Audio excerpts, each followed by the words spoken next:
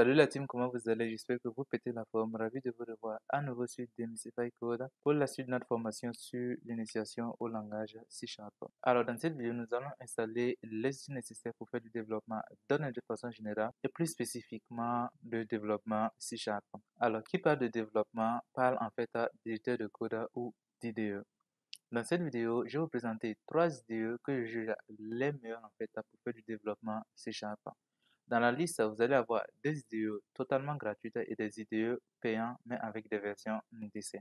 Vous aurez l'embarras du choix. Alors, le tout premier IDE que je vais vous présenter, c'est Visual Studio. Visual Studio est un IDE qui a été lancé au même moment que le langage C Sharp et la plateforme .NET. Donc, il est considéré comme l'IDE par défaut pour faire du développement .NET. Alors, Visual Studio est payant. Pour en fait faciliter le travail des développeurs, Microsoft a mis en ligne une version qu'ils appellent la Community, qui est tout simplement une version gratuite de Visual Studio. Visual Studio Community est un IDE, c'est un environnement de développement intégré. Ok. Et il va permettre de développer pratiquement tout type de projet, allant des projets personnels légers à des projets professionnels assez complexes. Jusqu'à présent, moi, je n'ai pas vu le besoin en fait de passer à la version de Visual Studio Pro, euh, simplement parce que la version Community est assez complète aussi. Donc, pour télécharger Visual Studio Community, c'est très simple. Vous cliquez sur le lien de téléchargement et vous allez télécharger un installeur en fait qui pèse en fait moins de 5 mots, je crois. Voilà, et vous allez lancer l'installeur. Alors, le tout deuxième IDE en fait que je vais vous présenter vient de la société JetBrains, la même société qui a développé en fait l'IDE IntelliJ, un IDE assez populaire dans le monde du développement Java. Et c'est également cette société qui a développé le langage de programmation Kotlin, la deuxième solution de développement Android en fait, après bien évidemment le langage Java. Alors, la version qu'ils ont lancée en fait s'appelle Rider, le logiciel du moins qu'ils ont lancé s'appelle Rider, et c'est un logiciel professionnel payant. Mais il vous donne en fait une licence d'essai de 30 jours en fait, et vous pouvez télécharger la version d'essai. Cela va vous permettre en fait de vous faire une idée en fait sur l'efficacité du logiciel et voir en fait si vous avez besoin de passer à la version professionnelle. En dernière position, je vais vous présenter Visual Studio Code qui a beaucoup de succès en fait dans le monde du développement. Alors, contrairement en fait à Visual Studio et Rider en fait qui sont dédiés au développement .NET et C Sharp, Visual Studio Code va vous permettre de développer dans plein d'autres langages en fait. Donc, en fait, il est très léger à l'installation, mais va nécessiter le plus souvent en fait qu'on l'accompagne avec des plugins, des extensions pour étendre en fait ses fonctionnalités. Alors, ma recommandation, c'est d'installer Visual Studio Community. Voilà, cette version est disponible sur toutes les plateformes Linux, macOS et Windows. Vous n'aurez aucun souci à l'installer. Mais le bémol, c'est qu'en fait, il est assez lourd. Voilà, il est lourd. Et pour certains cas où vous n'êtes pas en mesure d'installer Visual Studio, vous pouvez installer Visual Studio Code en fait, plus léger, mais qui va nécessiter en fait des extensions pour faire pas mal de choses. Donc, installez Visual Studio Code et Visual Studio si votre ordinateur permet d'avoir les deux logiciels installés, installez-les. Rider, en fait, je l'ai testé, mais franchement, j'ai pas vraiment jugé nécessaire en fait d'acheter une version sur Rider, étant donné que Visual Studio Community me permet en fait de faire tout ce que j'ai à faire sans le moindre souci. Alors, une fois que vous avez téléchargé Visual Studio Community, vous allez lancer l'installeur. Il va faire une mise à jour en fait de l'installeur et va vous afficher cette plateforme-là. Voilà, bon, cette fenêtre du moins. Et dans cette fenêtre, en fait, vous avez deux onglets, installé et disponible. Alors, dans l'onglet de droite ici, vous avez des activités sur le développement, les mises à jour et tout ce qui tourne en fait autour du développement et de Visual Studio, bien évidemment. Alors, si vous l'avez installé pour la première fois, évidemment, au niveau de l'installer, vous n'allez rien avoir en fait comme option puisque rien n'est installé pour l'instant. Mais dans l'onglet disponible, là, vous allez avoir Visual Studio Community et Visual Studio Community 2022 Preview. Donc, vous allez lancer l'installation de Visual Studio Community. Et à l'installation, il va vous demander en fait de choisir les charges de travail à installer. Il y a pas mal en fait de charges en fait, on va afficher. D'abord, vous avez le développement web ASP.NET que je vous conseille d'installer puisque si vous installez Visual Studio, c'est que vous pouvez pouvoir faire du web en fait avec le langage C Sharp. Donc, vous pouvez installer en fait ASP.NET en cliquant sur ça. Moi, j'ai installé la charge de travail Python, ce qui me permet en fait de faire du développement Python depuis Visual Studio, comme je peux le faire également depuis Visual Studio Code. Ok. Ensuite, le développement Node.js, ça c'est pour les natifs de JavaScript. Voilà, vous pouvez l'installer si vous connaissez un JavaScript et que vous voulez faire du Node.js à l'intérieur. Puis, vous avez enfin le développement d'applications.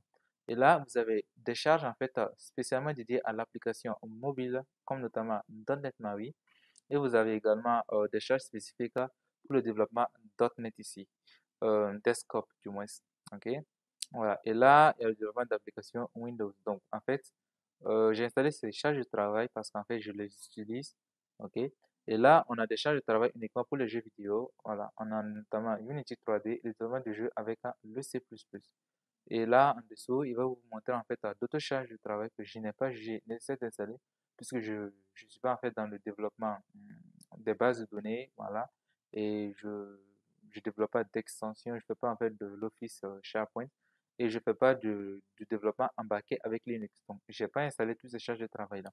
Rappelez-vous en fait que chaque charge de travail que vous allez cocher en fait risque d'alourdir votre poids d'installation.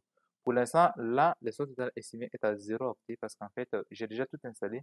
Donc, vous savez que si je sélectionne une option, notamment en fait stockage et traitement des données, si je clique sur ça, vous allez voir que ma charge passe à 1,35 puisque rien que cette charge de travail coûte 1,35 Go.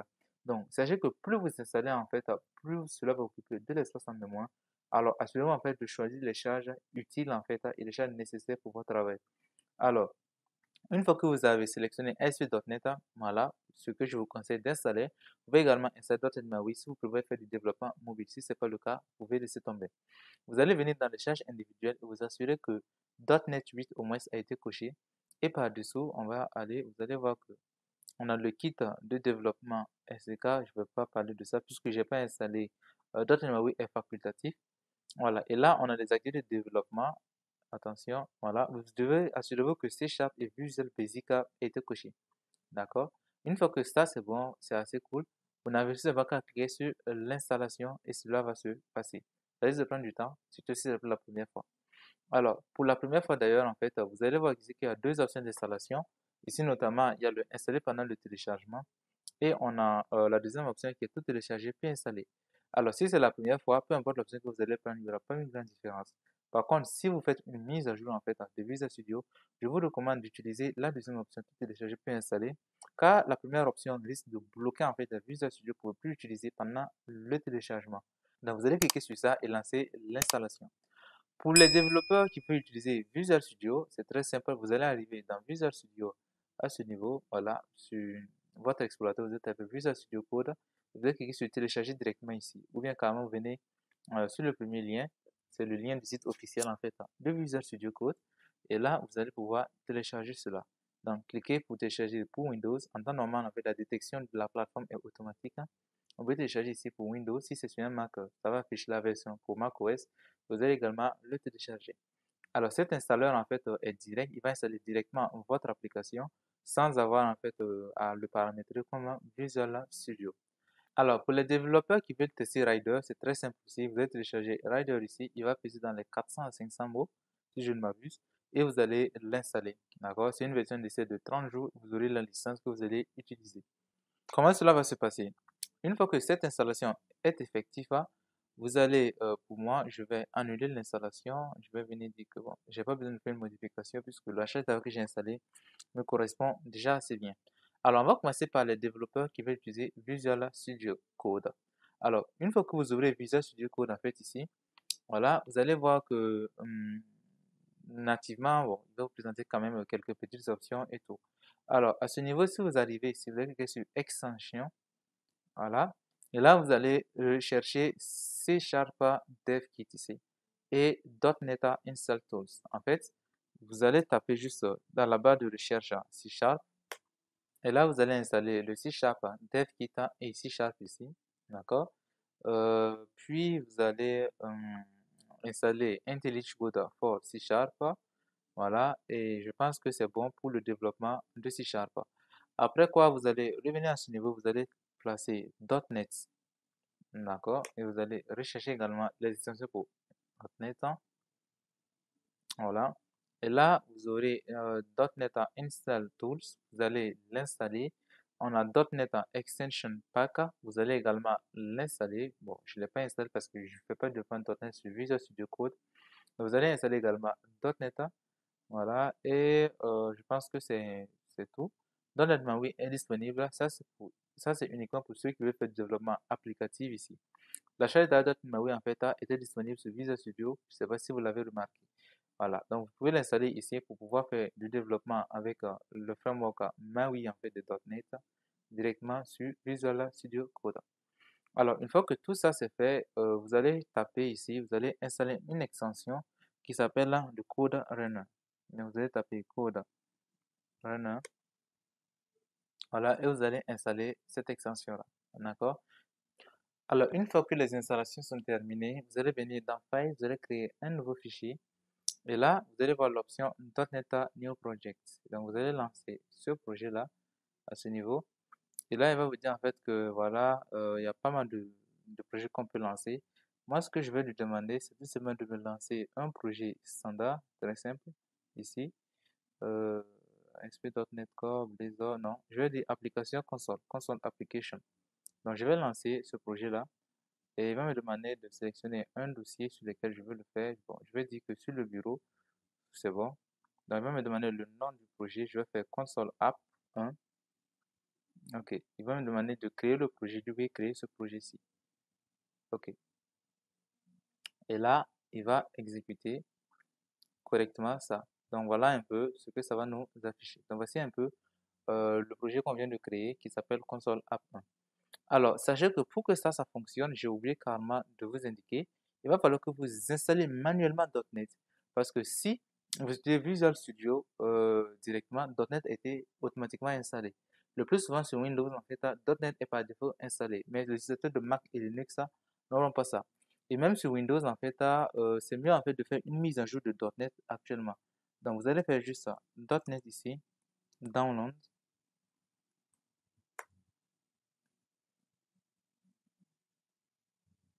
Et là, on va aller sur .NET Microsoft Download ici.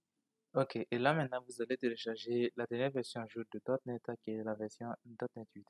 Donc, une fois que vous téléchargez, vous installez, vous pouvez vérifier en fait euh, que cela soit à jour en affichant votre terminal. Donc, on va aller dans le terminal directement. Ok, et dans ce terminal-là, vous allez juste taper la commande .NET.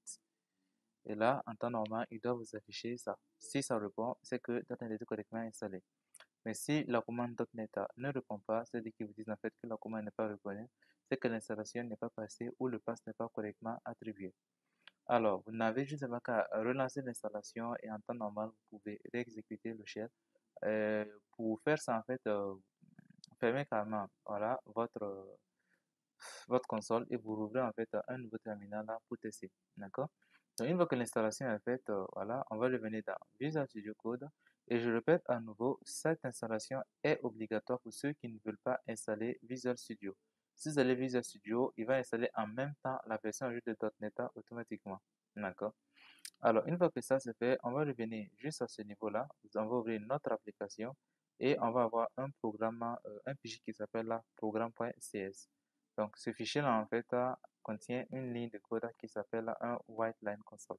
Alors, si vous cliquez sur exécuter, attention, pas à ce niveau, on va exécuter avec le projet associé à ce fichier. Et voilà, donc ça prend du temps un peu. Ok, et voilà, il va afficher la sortie Hello World ici.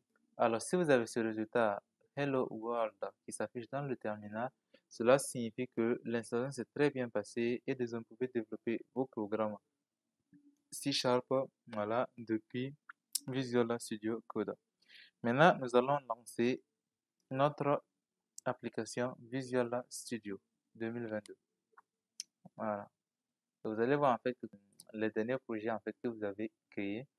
Et là, vous allez créer un nouveau projet à ce niveau.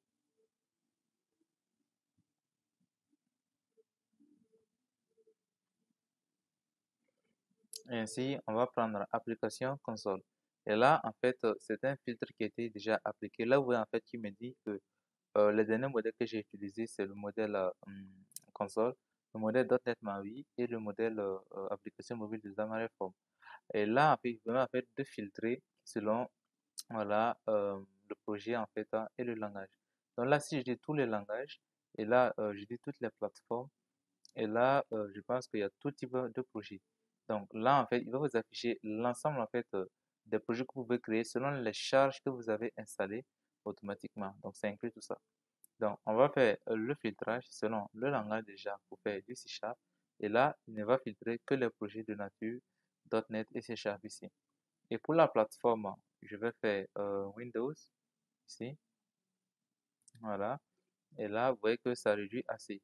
Donc, pour la plateforme, on peut même à ce niveau laisser et choisir le type de projet, notamment ici, un projet de type console. Donc, il va afficher ces deux éléments-là. Donc là, en fait, il y a application console ici qui va utiliser le framework .NET. On a application console qui va utiliser l'ancien framework, le .NET framework. Dans la prochaine vidéo, nous allons voir un peu la différence entre les deux. Donc, on va lancer ce projet sur application console. Et là, on va faire console app 1. On fait suivant. Voilà. Et là, il va me demander la prise en charge du .NET. Là, on a installé deux versions de .NET, la 6 et la 8. Vous vous rappelez très bien lorsque j'ai affiché en fait les charges individuelles, je vous demande de vérifier que .NET 8 voilà, est correctement coché avant l'installation. Donc, on va partir sur la dernière version .NET 8 et on va dire simplement créer le projet. Donc, juste quelques secondes.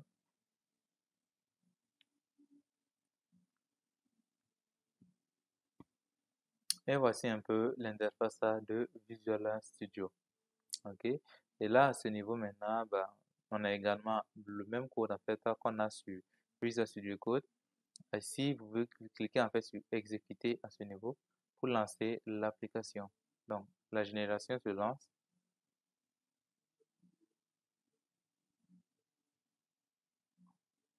Voilà. Et il va ouvrir un terminal sur lequel il va afficher également Hello World ici. Alors ici également, si le terminal s'affiche et affiche le résultat correctement, voilà, cela signifie également que votre installation s'est très bien passé. Alors dans cette vidéo, nous avons créé notre tout premier script C#, voilà, et on a exécuté ce programme sur Visual Studio et sur Visual Studio Code, d'accord? Donc désormais, vous savez que vous pouvez développer vos projets C# soit dans Visual Studio Code, soit dans Visual Studio. Alors, dans la prochaine vidéo, nous allons voir ensemble la différence qu'il y a entre le .NET et le .NET Framework et nous allons voir un peu l'ancien code en fait, l'ancien code minimal du C#. Voilà, ça c'est tout simplement le script récent. Nous allons voir un peu comment ça fonctionne. Alors, je vous donne rendez-vous à la semaine prochaine pour la suite de notre formation. D'ici là, prenez bien soin de vous. Ciao.